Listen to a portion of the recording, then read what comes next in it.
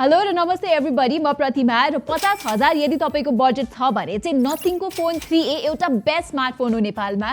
र यदि तपाईसँग 60,000 बजेट छ भने चाहिँ I really think you should get this phone, the Nothing Phone 3A Pro. 10,000 को प्राइस डिफरेन्समा 3A प्रोमा चाहिँ हामीले 256 GB को स्टोरेज पाउँछौँ र बेटर क्यामेराज पनि छ। स्पेशली यहाँ चाहिँ we get 3x periscope lens instead of 2x telephoto lens that we get on the Nothing Phone 3A। र यो 3x क्यामेराले चाहिँ आफ्नो प्राइसको लागि अति नै राम्रो पर्फर्म गर्छ के। नथिङले चाहिँ लन्च भएको 1 महिनामै 2वटा अपडेट्स पनि पुश गरिसकेको छ, स्पेशली क्यामेरा फोकस अपडेट्स। र what I can say is 60,000 प्राइसमा चाहिँ you will not get a better camera phone than this one.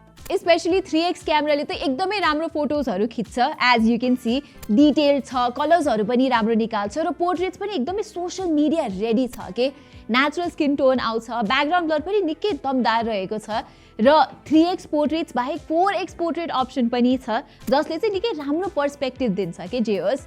र इभन यसको मेन क्यामेराको पर्फर्मेन्सलाई पनि म कन्सिस्टेन्ट छ भन्छु। गुगलको पिक्सेल फोन्सहरूको अप्टिमाइजेसनको याद आउँछ कि यसको फोटोजहरू हेर्दा, भन्नाले अब स्यामसङ र भिभो जस्तो ब्राइट र भाइब्रेन्ट फोटोजहरू चाहिँ खिच्दैन। नेचुरल छ output with nice dynamic range, nice contrast अनि राम्रो हाइलाइट म्यानेजमेन्ट। मलाई चाहिँ यो अप्पर मिड रेन्ज प्राइसमा रियलमी 14 प्रो प्लसको क्यामेरा निकै राम्रो लाग्थ्यो कि, तर after using this phone I can definitely say कि यो फोनको क्यामेरा चाहिँ बेटर छ। यो फोनको क्यामेरामा मेरो सानो गुनासो चाहिँ नथिङले 8 मेगापिक्सलको अल्ट्रा वाइड लेन्सको सट्टा मेबी अलिक हायर रेजोल्युसन 50 मेगापिक्सल और मेबी 13 मेगापिक्सलकै सेन्सर दिएको भए चाहिँ बेटर हुन्थ्यो कि।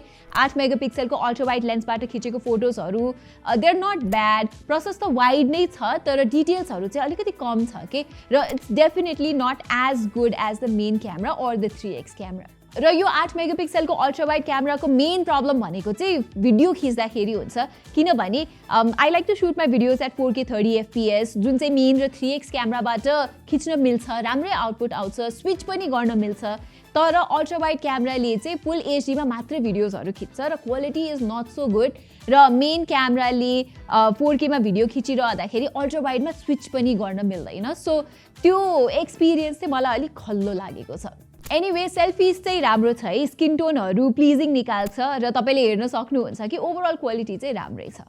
ओके, सो 60,000 प्राइसको लागि नथिङ फोन 3A प्रोको डिजाइन पनि नेक्स्ट लेभल नै छ है। सस्तो पर्ने फोन 3A को डिजाइन चाहिँ लास्ट इयरको 2A जस्तै नै छ, तर 3A प्रोको डिजाइन चाहिँ इट इज सो युनिक। यहाँ क्यामेरा मोड्युल हेर्नुहोस् न, भित्र अर्कै फोन छ जस्तो देखिन्छ कि। यहाँ पछाडि लाइट्सहरू पनि बल्छ कल आउँदा, नोटिफिकेसन्स आउँदा, र अब कतिजनालाई चाहिँ यस्तो डिजाइन मन नपर्न सक्छ, अलि धेरै नै फङ्की भयो भन्न सक्छन् धेरैजनाले, र अलिकति चौडा पनि बेसी लाग्न सक्छ।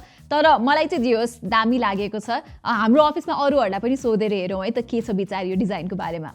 यहाँ चाहिँ आज फिफा गेम चलिरहेछ होइन, सोधौँ है त। ल भाइ साहिल भाइ, तिमीलाई कस्तो लाग्यो फोनको डिजाइन? धेरै राम्रो लाग्यो दिदी यार, बत्ती पनि बल्छ, म आज बबाले लाग्यो त। खोइ त बत्ती बलेको देखेको छैन। राम्रो लाग्यो। ल 1 पोइन्ट है त। मन्त्रीलाई कस्तो लाग्यो?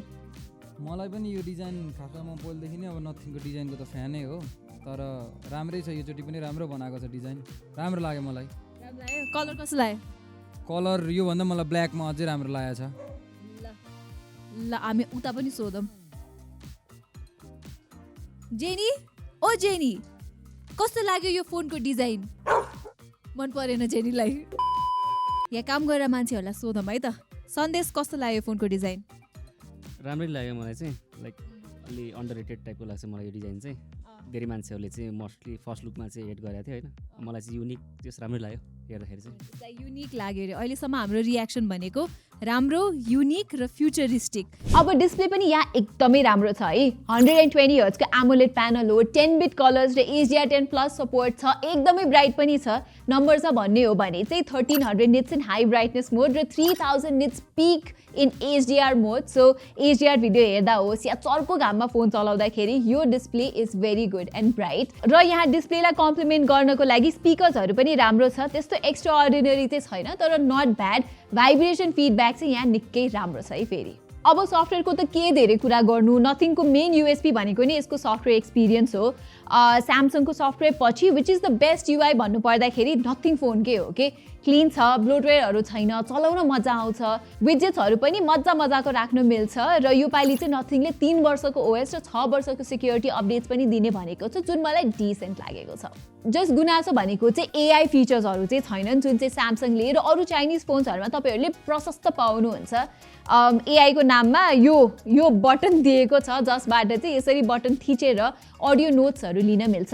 नेपाली ल्याङ्ग्वेजको सपोर्ट चाहिँ छैन, सो इङ्ग्लिसमै बोलेर के आइडिया छ रिमाइन्डर छ भने चाहिँ तपाईँले राख्न मिल्यो। मलाई चाहिँ यो बटन त्यस्तो युजफुल लाग्यो। ओके, सो यो फोनको सबै कुरा त अहिलेसम्म आउँदा राम्रै छ, अलमोस्ट इन एभ्री एस्पेक्ट। तर यहाँ चाहिँ नथिङले सबैभन्दा ठुलो मिस्टेक गरेको चाहिँ पर्फर्मेन्स एस्पेक्टमा हो है। 50,000 पर्ने नथिङ फोन 3A मा पनि same Snapdragon 7S Gen 3 chipset छ र 60,000 पर्ने फोनमा पनि सेम चिपसेट नै छ र यो स्न्यापड्रागन 7S Gen 3 चाहिँ त्यस्तो पावरफुल भन्न मिल्दैन कि।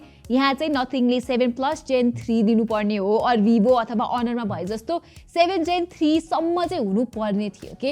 अब एज सच पर्फर्मेन्स स्लो नै चाहिँ छैन, नथिङ ओएस निकै अप्टिमाइज छ, तर फास्ट पनि फिल हुँदैन कि। सो अलिकति पावरफुल चिपसेट हालिदिएको भए चाहिँ युआईहरू चलाउन मजा आउँथ्यो। र एउटा इम्पोर्टेन्ट कुरा चाहिँ के हो भने यहाँ UFS 2.2 स्टोरेज छ, जसले गर्दाखेरि नथिङले एकदमै धेरै नेगेटिभ कमेन्ट्सहरू पनि पाएको थियो।